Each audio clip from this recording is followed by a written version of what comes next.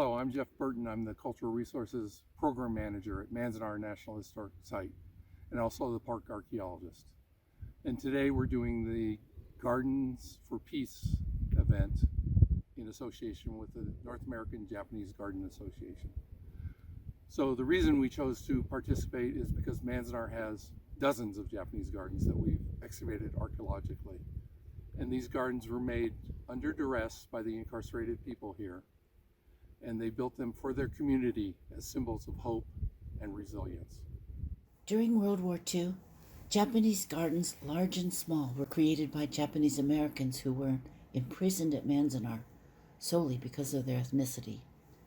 Our Gardens for Peace events included a lecture by Dr. Kendall Brown and tours of the gardens by Professor Brown and archaeologist Jeff Burton. Participants shared ideas about how Manzanar's gardens can promote peace, understanding, and reconciliation. The stone bridge, the stones that pull you down, your eye down into the pond, the complicated arrangement, pointing, to the mountains, and you note the really dramatic stones standing up, kind of very sculptural, that are probably trying to suggest, as Jeff said, the majestic mountains, and I think implicitly the paradise gardens. That Kato's, building gardens for other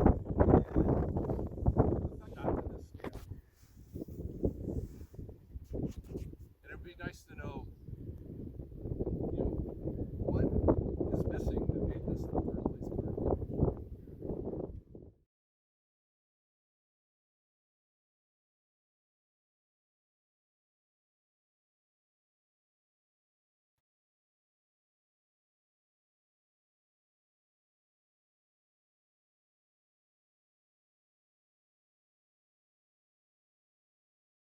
War is trauma in general, but this is a war for Japanese Americans where the land they've come from is fighting the land that they've moved to. So they're caught, even without incarceration, internment, they're caught in a terrible way. Their children fighting their aunts and uncles, their grandparents. So war is trauma, incarceration adds the trauma, communal living is traumatic, and that the gardens really are a way of kind of pacifying that trauma. So that's where the peace is, in making them, in fostering them, in the sense of accomplishment and enjoying them after the fact. The diversity of gardens you're building, the sort of gentle competition with neighbors in other barracks, people from other areas that maybe your children are playing, that the peace comes for the elderly men in the family, the Isseis, who are kind of asserting their value by making things and keeping the Japanese culture alive even as they're adapting it. And that's a kind of pacifying, peacemaking activity. And so I think that the gardens at Manzanar really point to the value of gardens, not so much as symbols of peace, but as places in which we enact peace, in which we find peace through doing.